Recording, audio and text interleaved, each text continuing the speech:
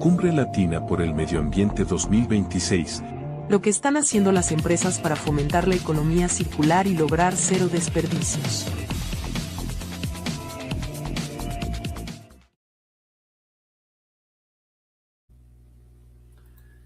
Bueno, continuamos con esta producción independiente de Cumbre Latina por el Medio Ambiente, que es posible gracias al apoyo estratégico también de quienes han patrocinado y apoyan en nuestra emisión, Conexión Latam, Comunicaciones y Relaciones Públicas. Así que pues vamos a continuar con esta actividad desarrollada en el día de hoy, planeada hoy en el Día Internacional del Medio Ambiente. Así que pues bienvenidos a este espacio en el que estamos hablando sobre economía circular, medio ambiente y zero waste, que es uno de los temas que nos preocupan y nos llaman más la atención en este momento. En este segundo aspecto, en este segundo paso, pues vamos a hablar de la trazabilidad de marca, de los datos a la cultura organizacional. En este espacio pues analizaremos cómo la gestión inteligente de residuos impulsa la economía circular, transforma la cultura de marca y construye una sólida responsabilidad corporativa. Para desglosar pues esta estrategia nos acompaña Daniel Rodríguez Paredes, CEO de Amazónico en Colombia. Raúl, buenos días, ¿cómo estás? Buenos días a todos. Hola Daniel, muy buenos días, es un gusto tenerlo con nosotros y pues continuamos con este espacio de Cumbre Latina, que es con el propósito de estar con todos ustedes y contarles a nuestras audiencias lo que es el tema del proyecto de la iniciativa Zero Waste o reducción de residuos o eliminación de residuos o residuo cero. Daniel Rodríguez Paredes es administrador de empresas de la Universidad de los Andes, máster en publicidad creativa de la Queensland University of Technology en Australia y fellow de Acumen Colombia. Tras una sólida trayectoria en el sector publicitario como gerente de cuentas en agencias del grupo Sancho BBDO, fundó hace 9 años Amazónico, una de las plataformas de economía circular, reciclaje colaborativo e inclusión social más importantes de la región, cuyo impacto pues ha sido respaldado por redes globales como Seed, Rockstar y pues otras internacionales como Nest. Daniel, pues bienvenido aquí a la Cumbre Latina. Muchísimas gracias, Raúl, por la invitación. Bueno, vamos directo al tema que nos ocupa en el día de hoy, el gran problema de la sostenibilidad empresarial, que es casi siempre que se queda atrapada en el papel, en los manuales archivados, en las buenas intenciones de las juntas directivas. Muchas organizaciones ven la gestión interna de sus residuos como un simple papeleo obligatorio, pesado, ajeno al día a día de sus trabajadores. De hecho, Fernando nos hablaba de alguna manera en ese sentido de la situación que se vive, que hay como cierta resistencia de algunos empresarios de avanzar o de invertir un poco más en estos temas, pero para mitigar el calentamiento global necesitamos consistencia y rigor científico desde adentro. Requerimos una trazabilidad física real que mida qué pasa con los materiales dentro de la propia infraestructura de la empresa y cómo se involucran sus equipos humanos. En Amazónico pues hacen ese trabajo, usar la tecnología y la creatividad para auditar los procesos internos y transformar ese modelo. Y en ese sentido pues cuéntenos cómo ayuda a que una compañía sea verdaderamente circular desde una cultura interna, cómo se ayuda con esto, pues desde la perspectiva y la visión de lo que hace en su trabajo amazónico. Claro que sí, Raúl. Yo quiero empezar con una afirmación un poco incómoda, y es que las mayorías de estrategias de sostenibilidad empresarial no fracasan por falta de buena voluntad, sino fracasan porque solamente viven en el papel, en una política firmada, en un informe anual, en una charla. Pero al día siguiente la organización opera exactamente igual. En Amazónico nosotros llevamos 9 años trabajando sobre una idea un poquitico distinta, y es que la sostenibilidad no es un documento, es un comportamiento. Y el comportamiento, al igual que tantas otras cosas, pues se puede medir. Nosotros somos una plataforma tecnológica de economía circular que conecta en un mismo ecosistema a las empresas, a sus colaboradores y consumidores, a los hogares, a los recicladores de oficio, a los gestores y a las marcas. Y finalmente nosotros no solamente estamos recogiendo material, nosotros lo trazamos físicamente kilo a kilo, desde donde se genera hasta donde se transforma. y hacemos algo que para nosotros también vale tanto como reciclar, que es incluir socialmente a los recicladores de oficio. Ellos sostienen toda esta cadena y casi siempre quedan invisibilizados. Y yo creo que ahí la pregunta es ¿por qué insistimos tanto nosotros en la trazabilidad real? Y es porque sin medición la sostenibilidad se queda solamente en un relato. Con medición es evidencia. Si una empresa no puede mostrar qué materiales genera, cuánto recupera, qué está evitando enviar al relleno y cómo participa su gente, realmente no tiene una estrategia de sostenibilidad. Tiene una intención. Y lo mismo aplica para el consumo de agua, para el consumo de energía, que son otros tantos factores importantes dentro de la sostenibilidad de una empresa. Entonces, esa es la tesis que yo quiero dejar sobre la mesa en esta conversación, que el residuo es la evidencia más honesta de la cultura de una organización. Como dicen por ahí, dime qué consumes y te diré quién eres. Y eso, digamos que tiene bastante sentido. Es un planteamiento que desafía a todas las organizaciones pasar del cumplimiento de una serie de normas y requisitos a transformar todo este tema en una cultura, en parte de la cultura corporativa e institucional. Pero para entenderlo desde adentro, ¿cómo se logra técnicamente que un empleado o un colaborador rompa con ese hábito automático de botar o de no aprovechar los residuos dentro de la empresa, pese a ser un actor consciente de un ecosistema circular interno? Bueno, pues el hábito de botar los residuos, porque acá hay que cambiar un poco la terminología también y entender cuándo es residuo, cuándo es basura, y eso también es una decisión de la persona, pero esto es un hábito totalmente automático. Normalmente las personas no piensan, sueltan el residuo, siguen, o si llegan a un punto de separación de residuos y no ven información clara, se demoran más de 5 o 10 segundos en pensar, simplemente botan el residuo en el contenedor que más residuos tenga. Y hasta ahí llega. Entonces, realmente esto no se rompe solamente con información, porque ya todos saben que técnicamente deberían separar, sino que se rompe cambiando las condiciones de ese momento exacto en que se bota el residuo. Desde Amazónico lo primero que hacemos no es instalar tecnología, sino entender la barrera real dentro de esa empresa, que no es la misma para una persona en planta, que no es la misma para las personas en los pisos administrativos. Muchas veces es que no hay dónde separar los residuos cerca del puesto, hay veces es desconfianza, muchas personas desde el hogar, los colaboradores siempre dicen, igual esto se mezcla todo, pero es que hay veces que tampoco les han mostrado a las personas que su acción sí cuenta, y eso es súper importante.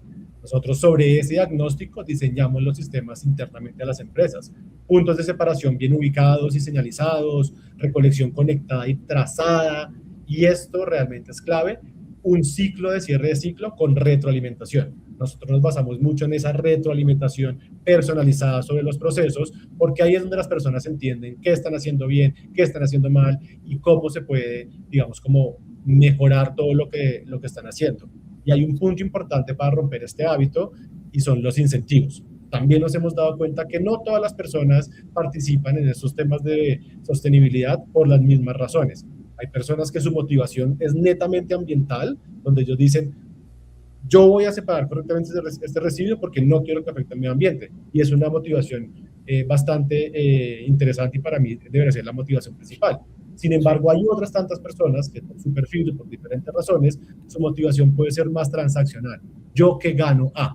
Y ahí es donde nosotros también aprovechamos e entendemos los incentivos dentro de una organización para empezar a movilizar a la gente y para empezar a medir cómo están respondiendo a esos mismos incentivos y cómo podemos ir mejorando el sistema, se quiere decir. Sí, ¿cómo se hace precisamente para poder cambiar, utilizar la tecnología y los datos para poder cambiar esa cultura y convertir esto todo en un hábito? Sí, digamos que los datos para mí son súper importantes porque es como tomar una radiografía de lo que está pasando actualmente.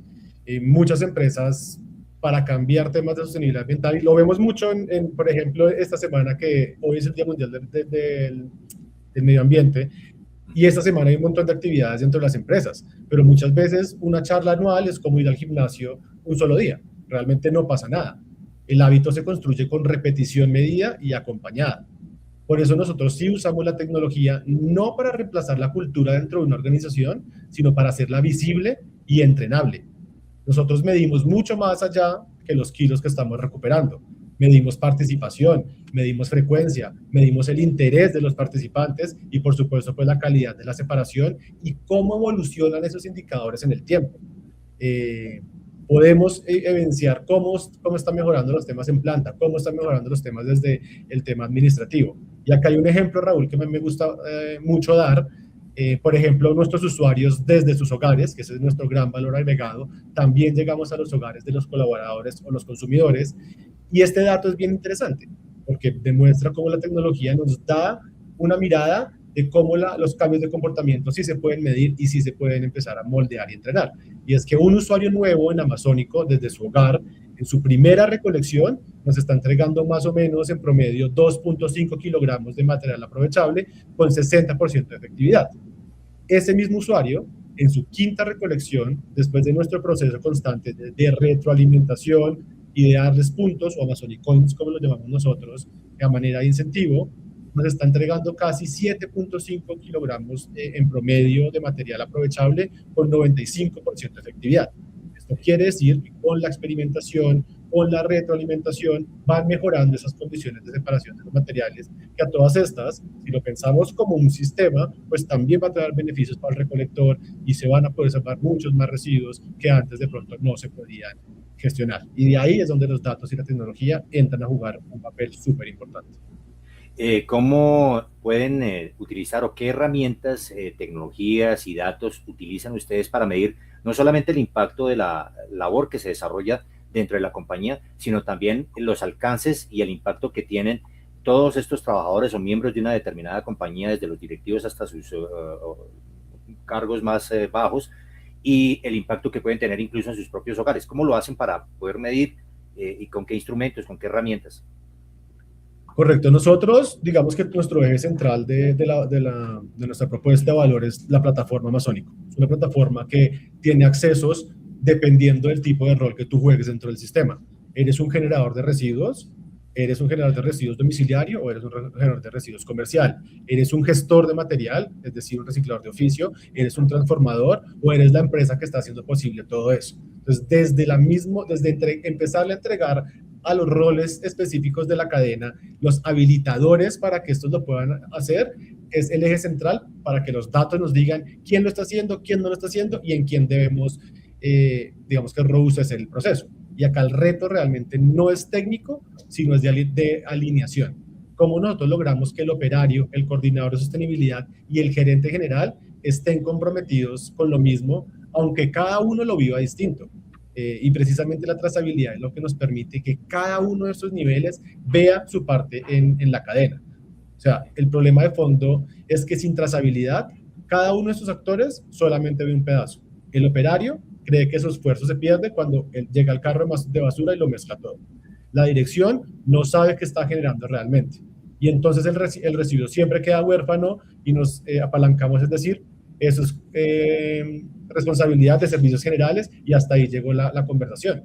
Mientras que cuando hay trazabilidad, nosotros le damos a cada nivel su propia razón para participar y le mostramos a todos, desde el operario hasta el gerente general, cómo su rol aporta a la construcción de este mismo sistema. Esa plataforma es lo que les permite conectar la correcta separación interna con la disminución real de la huella de carbono en la empresa, en la compañía. Sí, correcto, porque una cosa, digamos que están conectadas, porque el residuo mismo, pues, es una de las fuentes de la huella de carbono dentro de una empresa, como el uso de energía, como tantas otras cosas que se están midiendo, cómo los trabajadores llegan, en qué transporte llegan, los procesos internos, cuánta agua, cuánta energía. Hay muchos factores que se calculan, no solamente, digamos, una huella de carbono, sino una huella ambiental, siendo un poquitico más holísticos, pero precisamente lo que nos permite a nosotros la tecnología, y cuando estamos hablando específicamente de residuos, es que nosotros sí podemos, a partir de la medición que estamos haciendo, cuantificar, uno, cuánto es el impacto actual que se está generando por los residuos. Dos, generar estrategias de mitigación para que ese impacto pues cada vez sea menor. Tres, buscar un cierre de ciclo para que esos residuos no lleguen a un relleno sanitario, sino que se reaproveche sus condiciones físico-químicas y físico-técnicas. Y eso también hace de pronto una relación indirecta en lo que es la huella de carbono, porque si los residuos no llegan a un relleno sanitario, no van a estar generando gases de efecto invernadero, como el metano, pero si los residuos además se reintegran de nuevo a cadenas productivas, esto quiere decir que indirectamente se va a utilizar menos o se va a generar menos materia prima virgen. Esto quiere decir, se va a explotar menos agua, se va a utilizar menos energía en transporte, simplemente porque estamos utilizando materiales que aún tienen un valor. Y para mí algo muy importante y que me encanta recalcar a todas las personas, y es que el residuo tiene un valor, más allá de tener un valor transaccional y monetario, que lo tiene, y de ahí viven un montón de personas, es el valor que tienen al haber sido fabricado por la explotación de un recurso natural. Y eso para mí es un valor que tenemos que tener claro, porque tiene todo que ver con esa huella de carbono y con ese impacto que estamos teniendo como personas o como empresas. En estos procesos, Daniel, ¿qué tecnologías están involucradas? No sé, de pronto integran inteligencia artificial con otro tipo de recursos, aparatos, medidores, etcétera, monitores. ¿Cómo hacen todo ese proceso de control y de recogida de datos? Digamos que este es un proceso que sin duda alguna la tecnología apoya y es un habilitador, son esas herramientas facilitadoras, pero indiscutiblemente pues siempre cualquier protocolo, cualquier medición lo tiene que activar una persona. Y para que esa persona lo pueda activar también tiene que estar totalmente coordinada y conectada con lo que está haciendo, y ahí es donde muchas veces la cultura organizacional entra a jugar un factor súper importante. Entonces sí, hay un tema de tecnología, que nos ayuda a nosotros a capturar la información y entender qué barreras, qué limitantes o qué incentivos tienen las personas o los diferentes roles dentro de la cadena para participar, y esa tecnología nos permite a nosotros entregarle a cada uno el valor o las herramientas habilitadoras que necesitan. Por ejemplo, nosotros con inteligencia artificial ya estamos moldeando todo un sistema de retroalimentación automática sobre los residuos, pero muy apalancada también desde esas recomendaciones que dan nuestros recolectores de oficio. Finalmente hay una cosa que es la información técnica que nos puede dar la inteligencia artificial, pero hay otra información muchísimo más importante que es la que se ve en campo, que es la que tienen los recicladores de oficio, y ahí es donde nosotros cruzamos el mundo análogo y el mundo digital para que a través de los accesos que cada persona tiene a la plataforma puedan evidenciar su proceso, puedan ver qué recomendaciones y puntos de mejora tienen, y nosotros como articuladores de un sistema de sostenibilidad ambiental podamos ver en qué punto de la empresa tenemos que estar mejorando. Tenemos que estar mejorando en sensibilización, tenemos que estar mejorando de pronto en protocolos, en procesos de trazabilidad de los datos, tenemos que estar mejorando en las herramientas habilitadas como puntos limpios. Entonces es bien importante cómo la tecnología combinada con ese mundo análogo nos permite generar este sistema trazable y medible. Hay un escenario que parece un poco desafiante en el sentido de que invertir en este tipo de tecnologías podría ser o una inversión o podría ser un gasto. ¿De qué manera ayudan todos estos elementos, toda esta tecnología combinada a realizar un ahorro real y que esto se signifique también un beneficio para los ingresos de la misma compañía, para ampliar su competitividad, su productividad y además sus utilidades, sus beneficios económicos? Claro, Raúl, es una excelente pregunta, y más viéndola desde el lente de una empresa. Es bien complicado venderle a una empresa temas de sostenibilidad cuando la empresa misma no tiene claro tanto los beneficios o como las contradicciones de no tener un sistema de gestión ambiental establecido. ¿A qué voy con esto? Muchas veces las decisiones de una empresa de participar en temas de sostenibilidad ambiental están dadas desde la imposición, normativas como la responsabilidad extendida al productor de envases o empaques, que ya están obligando a las empresas, en este caso, que ponen materiales, residuos de envases o empaques en el mercado, a recolectar parte de este material postconsumo como parte de su estrategia, pero eso es un tema ya obligatorio. Si no hubiera sido por esto, de pronto muchas empresas no se meten en ese tema. Entonces, uno es entender esa motivación. En este caso específico es una motivación netamente normativa que nosotros aprovechamos diciéndole a la marca, oiga, usted igual tiene que cumplir, porque no cumple además enalteciendo la labor que está haciendo con números y con trazabilidad, que usted le pueda mismo demostrar a sus públicos objetivos, sean consumidores o colaboradores, lo que está haciendo, y además invitarlos a ser parte de esto mismo.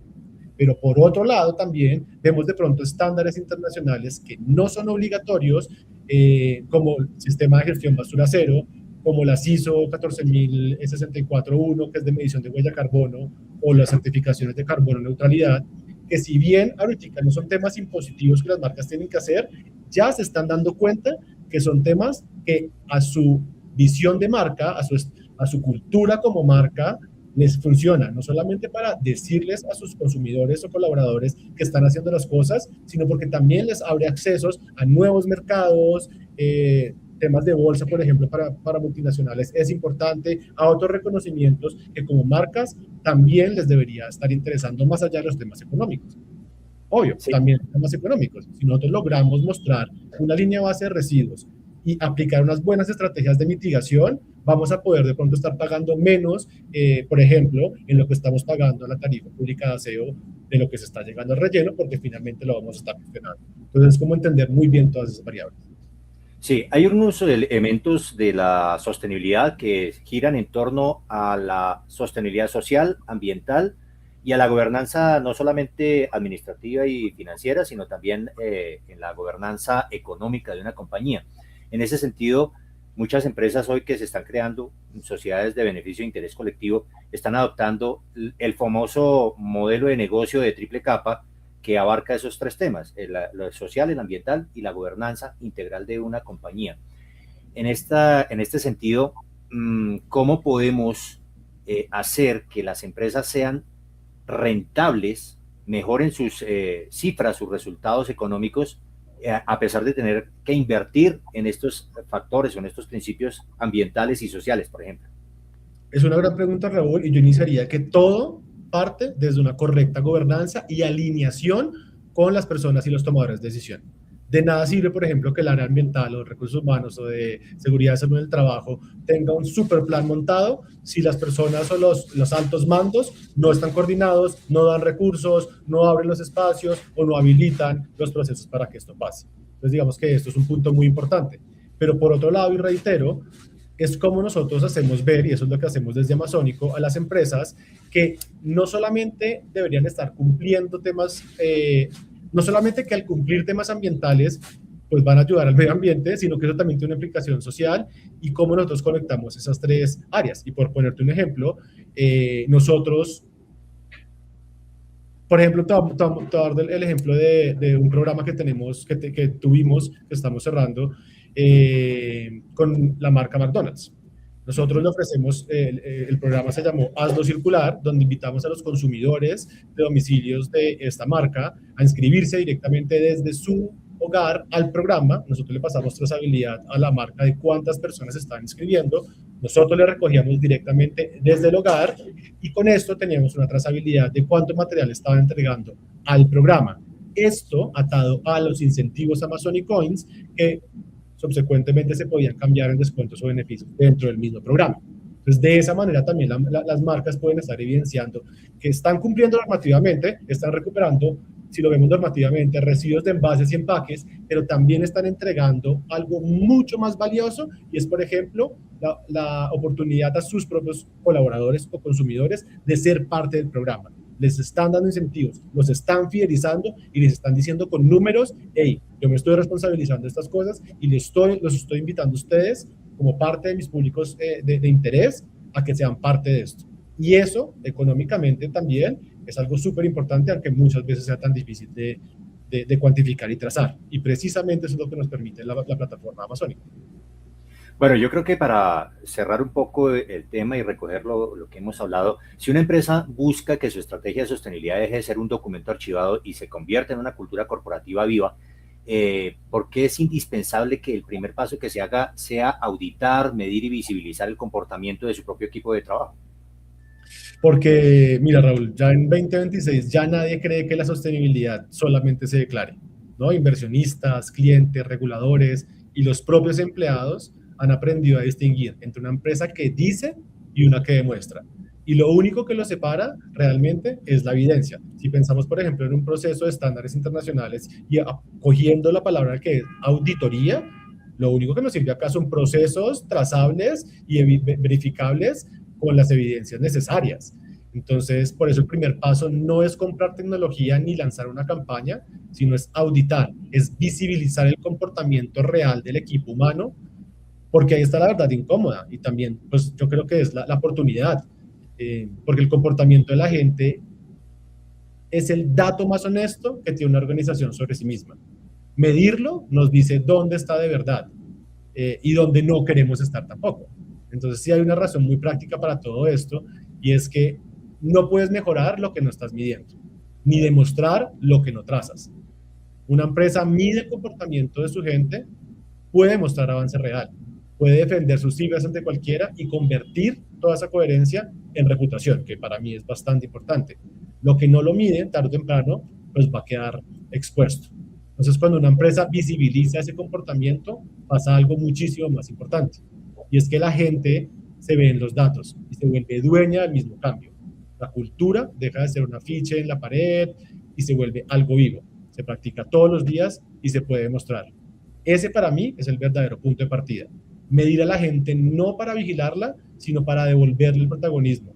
Y de paso, pues construir una marca que sí pueda sostener lo que promete en temas ambientales. Daniel, ¿qué empresas conoces en Colombia que se destaquen precisamente por esa transformación del cumplimiento simplemente de las normas y de ciertos requisitos a convertir realmente todo el tema de la circularidad, de la sostenibilidad en una cultura organizacional? Nosotros hemos trabajado con varias marcas bien interesantes desde diferentes públicos objetivos. Ya les comenté la McDonald's, que estaba muy enfocado, por ejemplo, a consumidores. Es bien interesante ver cómo con incentivos transaccionales se eleva la participación. Tenemos otro ejemplo que está de pronto enfocado hacia colaboradores. Junto con Amarillo, hace más o menos 2 años, hicimos el programa ambiental durante un año con sus colaboradores. Más de 200 colaboradores se inscribieron al programa desde sus hogares. Recogimos material en las oficinas, recogimos material en los hogares de los colaboradores, recogimos material en 8 obras que tenían en su momento, y con todo ese material, plástico específicamente, entregamos un parque fabricado con el plástico recolectado a estos públicos objetivos, y ellos lo pusieron en una de sus obras, y eso, digamos que es bien interesante a manera de mostrar cómo las empresas también pueden empezar a gestionar infraestructura para sus propias operaciones dentro de un programa de sostenibilidad. Estamos trabajando también, por ejemplo, con Boticario dentro de su responsabilidad extendida al productor, y cómo también aprovechamos para empezar a sensibilizar a sus mismos consumidores de la importancia de retornar ciertos envases que de lo contrario van a terminar en el relleno sanitario. Otra marca, por ejemplo, bien interesante es Alianza Team. Ellos son súper juiciosos en los temas de sostenibilidad, y con nosotros han logrado entender muy bien, por ejemplo, un estudio que realizamos sobre el ciclo de vida de la botella PET aceite. Es un material PET que normalmente tendría un mercado bien establecido, pero tiene una particularidad que tiene aceite o contuvo aceite. Y eso, a las implicaciones de mercado, de saber si se recicla o no, si los recicladores lo cogen o no, si los mismos consumidores lo separan bien o no, es muy importante que entender. Y estas marcas ya están dando el paso para entender desde un estudio cómo lo hacen, para ver cómo ellos cogen esa información y diseñan mejores botellas, cambian los materiales o generan campañas de sensibilización hacia los consumidores dependiendo de lo que encuentren.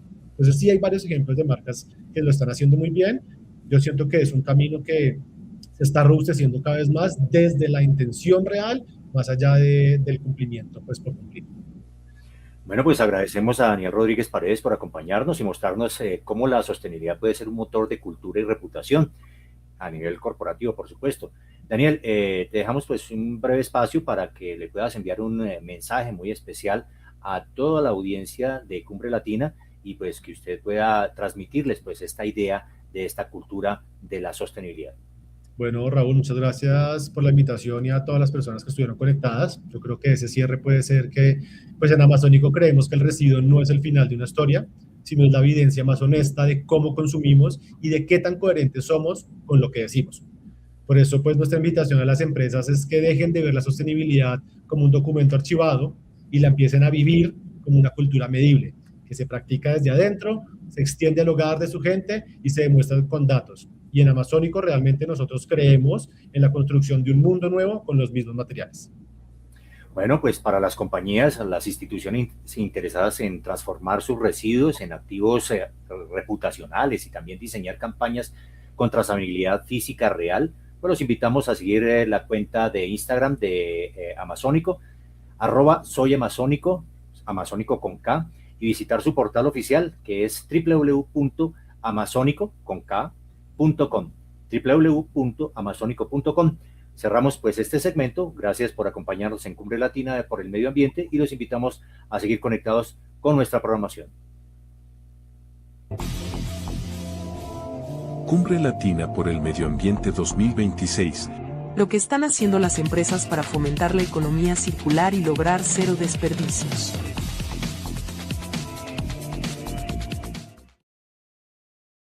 En el canal de la revista Cumbre Latina.